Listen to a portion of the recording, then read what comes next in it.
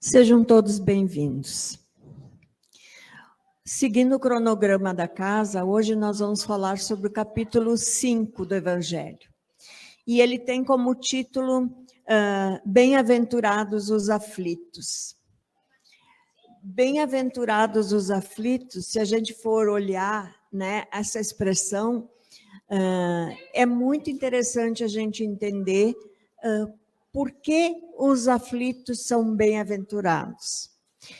Mas a gente tem que entender que na época em que isso foi escrito, as palavras elas tinham diferentes sentidos.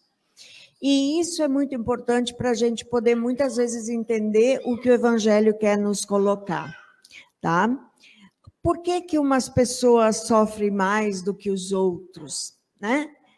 Que Deus é esse que faz essa injustiça? Nós poderíamos pensar.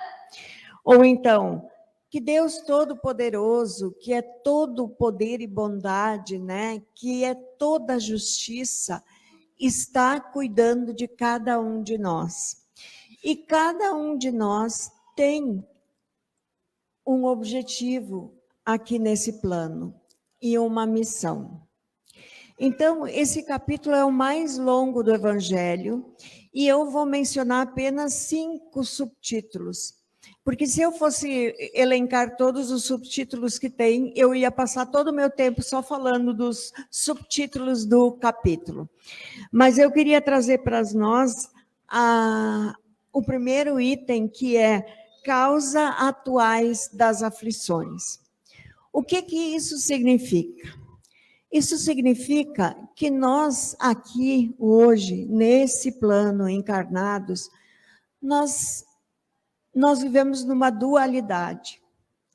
O dia e a noite, o sol e a lua, o bem e o mal.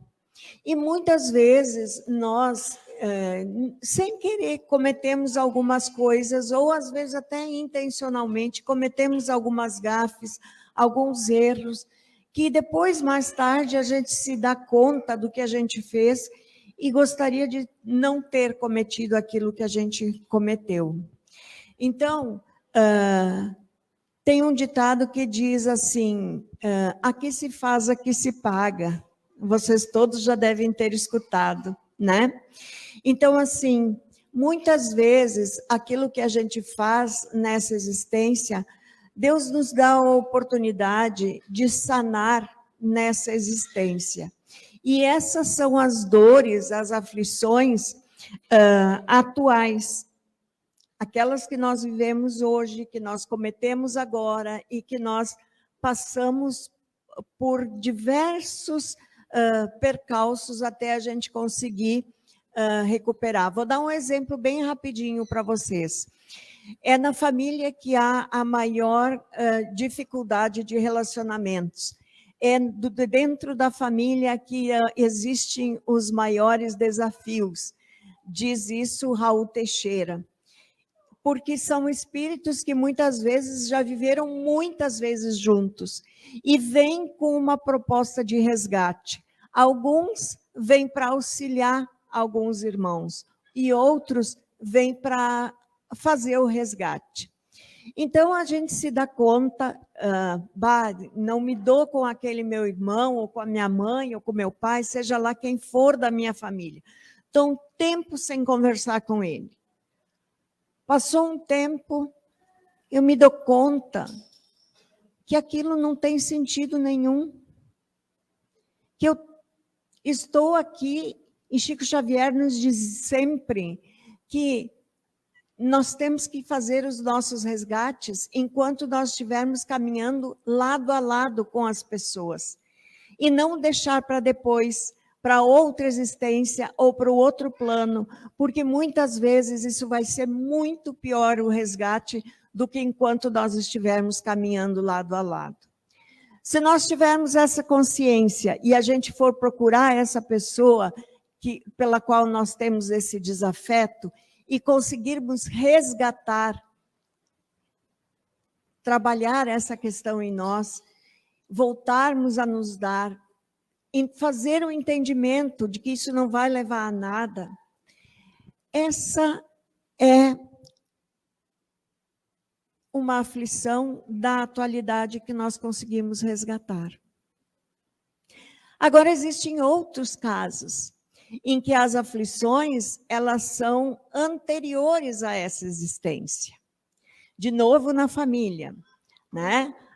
Às vezes, a gente tem aquele com o qual a gente se afina muito mais.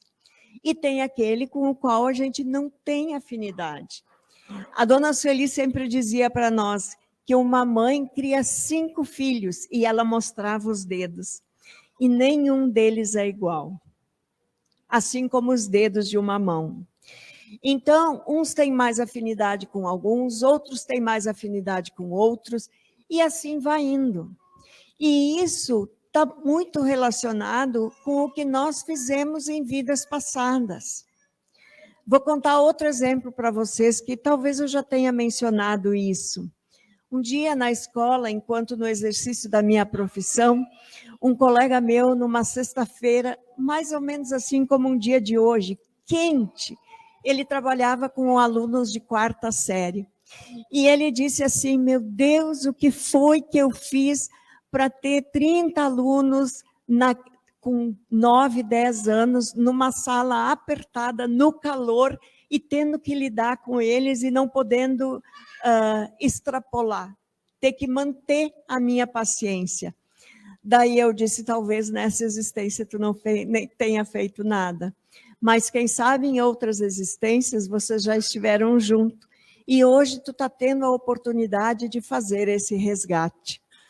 Então, muitas vezes, a gente não sabe qual é a nossa aflição, se é de uma vida atual, se é de uma outra existência. Se nós pensamos que ela pode ser de uma outra existência, nós temos como resgatar, assim como aquela que nós falamos que é da vida atual. Tá? Então, o que fazer nesse momento? Tratar todos aqueles meninos e meninas da melhor forma possível, né?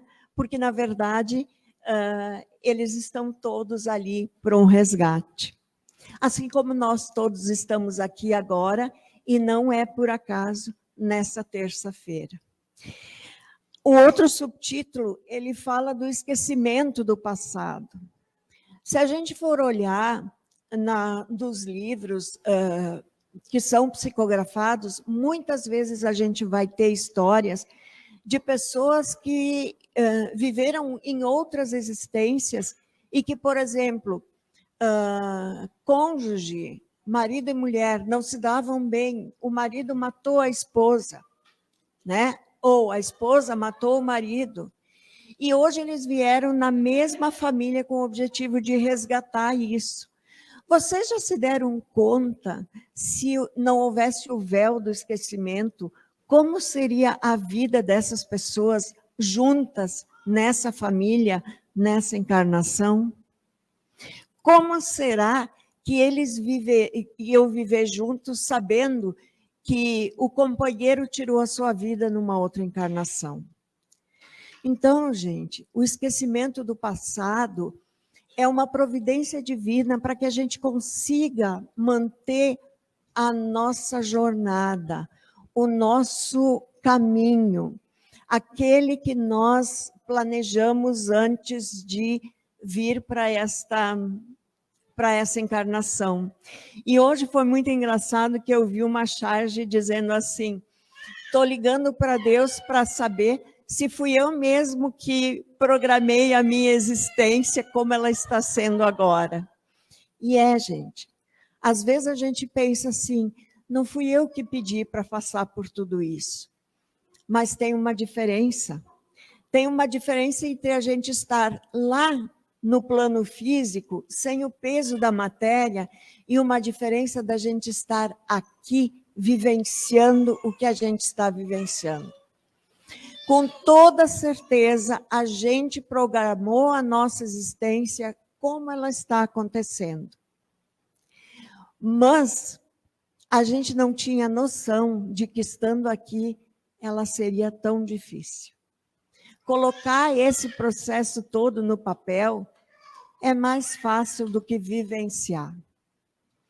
Então, acreditem que a gente está aqui não erramos de família, não erramos de emprego, nós estamos no lugar certo, na hora certa, como nós devemos estar.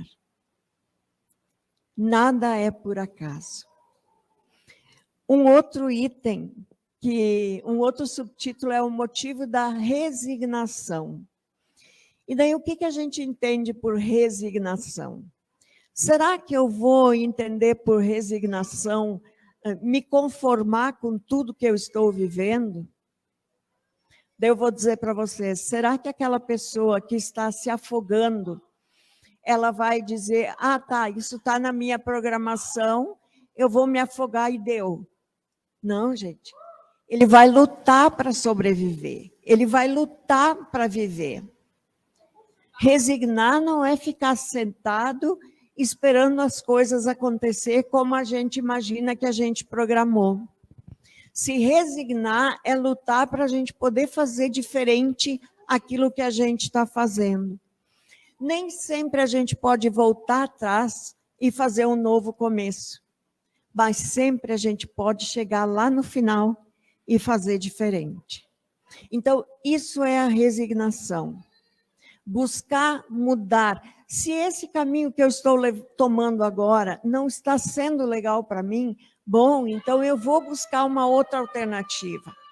A gente tem que ser como a água do rio, que quando encontra uma pedra, ela não fica batendo na pedra. O que a água faz? Ela contorna a pedra e segue o seu curso. E é isso que a gente tem que fazer, tá? O outro subtítulo é o suicídio e a loucura. Bom, gente, muitas vezes a gente tem escutado que as pessoas dizem que não têm mais vontade de viver ou chegaram à beira da loucura e vão tentar resolver o problema com o suicídio. Não pensem assim. Porque essas pessoas, elas não vão resolver os problemas dela aqui na Terra, nessa encarnação, e elas vão criar outros muito maiores. E a gente não sabe para onde a gente vai. O Vale dos Suicidas é um local que tem um livro com esse título. Eu sugiro que vocês leiam. Assim como tantos outros livros que nós temos na biblioteca, para vocês se informarem de como é a vida no outro plano. Tem uma leitura que o seu Adão e a gente gosta muito, né, do Inácio Ferreira. A gente gosta muito dessas leituras, elas são muito elucidativas. Tem muitos livros do Inácio Ferreira na biblioteca. Procurem, eles são muito esclarecedores. E ele sempre diz que a pior pessoa para a gente lidar quando desencarnada são os espíritas. Porque ele diz que os espíritas, porque eles frequentam o centro, eles acham que eles sabem de tudo e que eles já ganham uma carteirinha do passe direto para a colônia Nosso Lar. E não é assim, gente, não é assim. A gente tem muita coisa para resgatar. Então, assim, não é o fato da gente estar aqui que já nos dá o conforto de que a gente vai passar para uma colônia linda e maravilhosa.